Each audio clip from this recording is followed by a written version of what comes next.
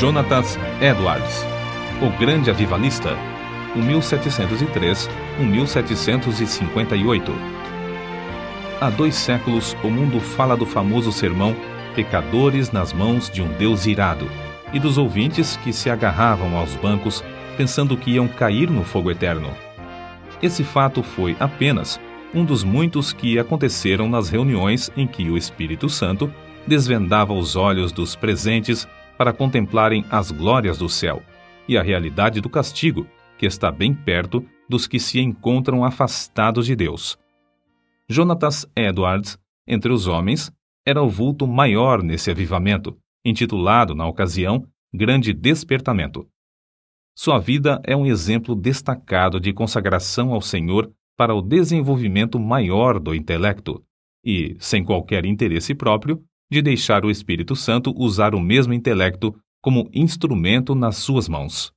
Amava a Deus não somente de coração e alma, mas também de todo o entendimento. Sua mente prodigiosa apoderava-se das verdades mais profundas. Contudo, sua alma era, de fato, um santuário do Espírito Santo. Sob aparente calma exterior, ardia nele o fogo divino, como um vulcão. Os crentes atuais devem a esse herói, graças à sua perseverança em orar e estudar sob a direção do Espírito, a volta às várias doutrinas e práticas da igreja primitiva. Grande foi o fruto da dedicação do lar em que Edwards nasceu e se criou. Seu pai foi o amado pastor de uma só igreja durante um período de 64 anos. Sua piedosa mãe era filha de um pregador que pastoreou uma igreja durante mais de 50 anos. Das 10 irmãs de Jonatas, 4 eram mais velhas do que ele e 6 mais novas. Muitas foram as orações que os pais ofereceram a Deus para que o único e amado filho fosse cheio do Espírito Santo e que se tornasse grande perante o Senhor. Não somente oravam assim, fervorosa e constantemente, mas mostravam-se igualmente zelosos em criá-lo para Deus. As orações, à volta da lareira, os estimularam a se esforçarem, e seus esforços redobrados os motivaram a orar mais fervorosamente. O ensino religioso e permanente resultou em Jonatas conhecer intimamente a Deus, quando ainda criança. Quando Jonatas tinha 7 ou 8 anos, houve um despertamento na igreja de seu pai, e o menino acostumou-se a orar sozinho, 5 vezes, todos os dias, e a chamar outros da sua idade para orarem com ele. Citamos aqui as suas palavras sobre esse assunto. A primeira experiência de que me lembro de sentir no íntimo a delícia de Deus e das coisas divinas foi ao ler as palavras de 1 Timóteo, capítulo 1, versículo 7. Ora, ao Rei dos séculos, imortal e invisível, ao único Deus, seja honra e glória para todo sempre. Amém. Sentia a presença de Deus até arder o coração e abrasar a alma de tal maneira que não sei descrevê-la. Gostava de passar o tempo olhando para a lua e, de dia, contemplar as nuvens e os céus. Passava muito tempo observando a glória de Deus, revelada na natureza, e cantando as minhas contemplações do Criador e Redentor. Antes, me sentia demasiado assombrado ao ver os relâmpagos e ouvir o troar do trovão. Porém, mais tarde, eu me regozijava ao ouvir a majestosa e terrível voz de Deus na trovoada. Antes de completar 13 anos, iniciou seu curso em Yale College, onde, no 2º ano, leu atentamente Ensaios sobre o Entendimento Humano, a famosa obra de Locke. Vê-se, nas suas próprias palavras acerca dessa obra, o grande desenvolvimento intelectual do moço. Achei mais gozo nisso do que o mais ávido avarento em ajuntar grandes quantidades de ouro e prata de tesouros recém-adquiridos. Edwards, antes de completar 17 anos, diplomou-se no Yale College, com as maiores honras. Sempre estudava com esmero, mas também conseguia tempo para meditar na Bíblia diariamente. Depois de diplomar-se, continuou seus estudos em Yale durante 2 anos e foi então separado para o ministério.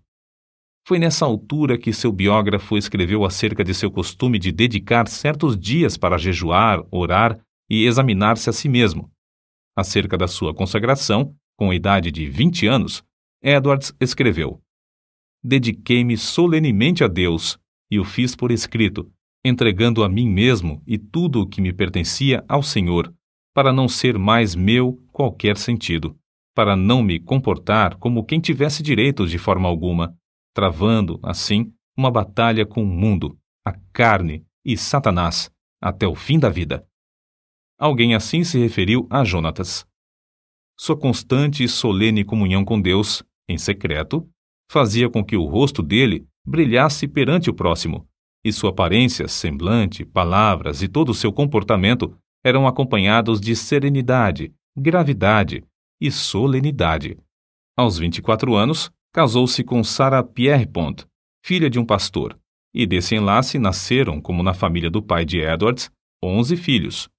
Por ocasião do grande despertamento, ao lado de Jonatas Edwards, estava o nome de Sarah Edwards, sua fiel esposa e ajudadora em tudo. Tal qual seu marido, ela nos serve como exemplo de rara intelectualidade.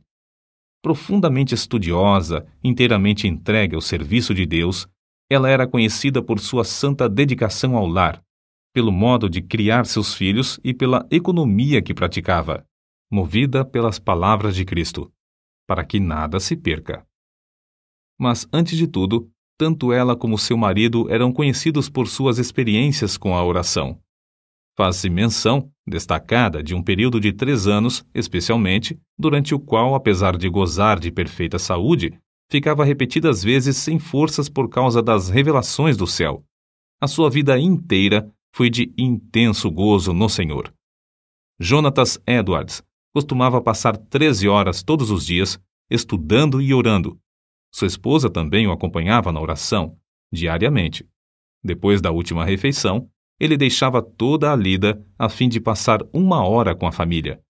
Mas que doutrinas a igreja havia esquecido e que Edwards começou a ensinar e a observar de novo com manifestações tão sublimes?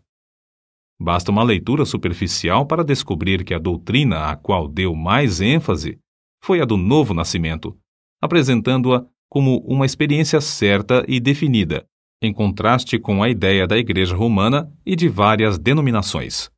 O evento que marcou o começo do grande despertamento foi uma série de sermões feitos por Edwards sobre a doutrina da justificação pela fé, que fez os ouvintes sentirem a verdade das Escrituras.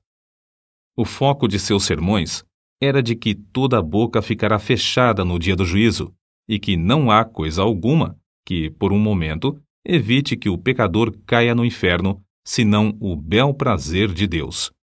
É impossível avaliar o grau do poder de Deus derramado para despertar milhares de almas para a salvação, sem primeiro nos lembrarmos das condições das igrejas da Nova Inglaterra e do mundo inteiro nessa época. Quem até hoje não se admira do heroísmo dos puritanos que colonizaram as florestas da Nova Inglaterra?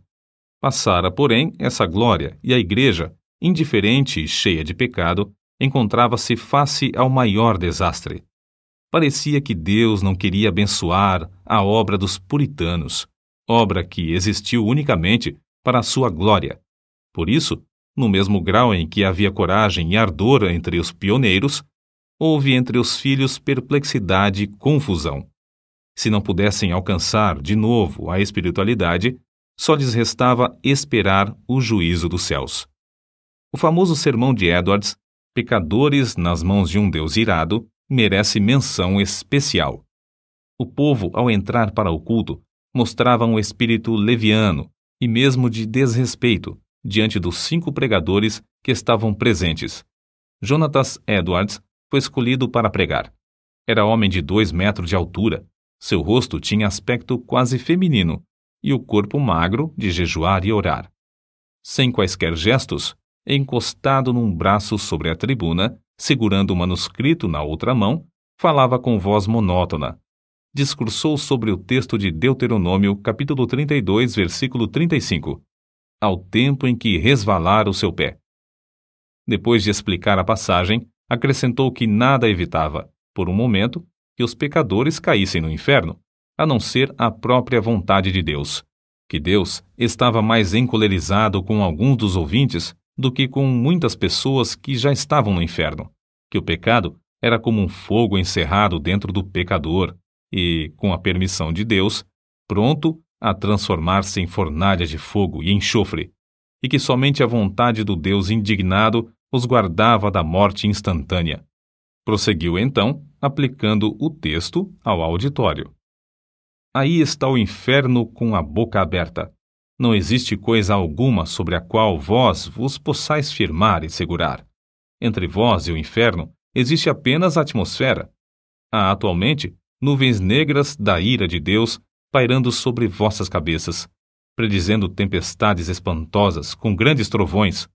Se não existisse a vontade soberana de Deus, que é a única coisa para evitar o ímpeto do vento até agora, seríeis destruídos e vos tornaríeis como a palha da eira. O Deus que vos segura na mão sobre o abismo do inferno, mais ou menos como o homem segura uma aranha ou outro inseto nojento sobre o fogo durante um momento para deixá-lo cair depois, está sendo provocado em extremo. Não há que admirar se alguns de vós com saúde e calmamente sentados aí nos bancos passarem para lá antes de amanhã. O resultado do sermão foi como se Deus arrancasse um véu dos olhos da multidão para contemplar a realidade e o horror da posição em que estavam. Nessa altura, o sermão foi interrompido pelos gemidos dos homens e os gritos das mulheres. Quase todos ficaram de pé ou caídos no chão. Foi como se um furacão soprasse e destruísse uma floresta. Durante a noite inteira, a cidade de Enfield ficou como uma fortaleza sitiada. Ouvia-se em quase todas as casas o clamor das almas que, até aquela hora, confiavam na sua própria justiça. Esperavam que, a qualquer momento, o Cristo descesse dos céus com os anjos e apóstolos ao lado, e que os túmulos entregassem os mortos que neles havia. Tais vitórias contra o reino das trevas foram ganhas de joelhos. Edwards não abandonara nem deixara de gozar os privilégios das orações, costume que vinha desde a meninice. Continuou a frequentar também os lugares solitários da floresta, onde podia ter comunhão com Deus. Como exemplo, citamos a sua experiência com a idade de 34 anos, quando entrou na floresta a cavalo. Lá, prostrado em terra, foi-lhe concedido ter uma visão tão preciosa da graça, amor e humilhação de Cristo como mediador, que passou 1 hora vencido por uma torrente de lágrimas e pranto. Como era de esperar, o maligno tentou anular a obra gloriosa do Espírito Santo no grande despertamento, atribuindo tudo ao fanatismo. Em sua defesa, Edwards escreveu: Deus, conforme as Escrituras, faz coisas extraordinárias. Há motivos para crer, pelas profecias da Bíblia, que sua obra mais maravilhosa seria feita nas últimas épocas do mundo. Nada se pode opor às manifestações físicas, como as lágrimas, gemidos, gritos, convulsões, falta de forças. De fato, é natural esperar, ao nos lembrarmos da relação entre o corpo e o espírito, que tais coisas aconteçam. Assim falam as Escrituras. Do carcereiro que caiu perante Paulo e Silas, angustiado e tremendo. Do salmista, que exclamou sob a convicção do pecado: envelheceram os meus ossos pelo meu bramido durante o dia todo. Salmos, capítulo 32, versículo 3. Dos discípulos que, na tempestade do lago, clamaram de medo. Da noiva do Cântico dos Cânticos, que ficou vencida pelo amor de Cristo até desfalecer. Certo é que na Nova Inglaterra começou, em 1740, um dos maiores avivamentos dos tempos modernos. É igualmente certo que este movimento se iniciou não com os sermões célebres de Edwards, mas com a firme convicção deste de que há uma obra direta que o Espírito Divino faz na alma humana.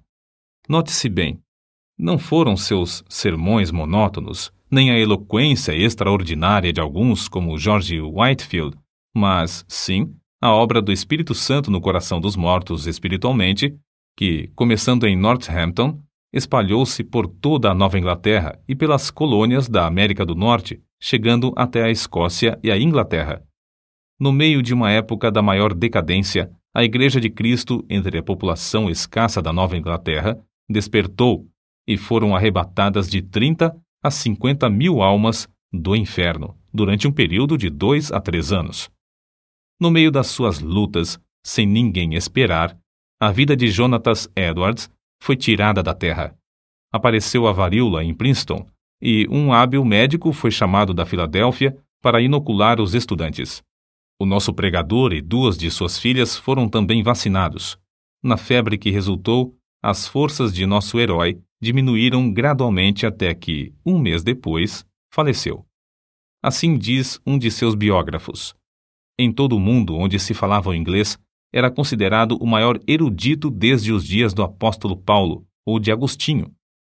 Para nós, a vida de Jonatas Edwards é uma das muitas provas de que Deus não quer que desprezemos as faculdades intelectuais que Ele nos concede, mas que as desenvolvamos, sob a direção do Espírito Santo, e que as entreguemos desinteressadamente para o seu uso.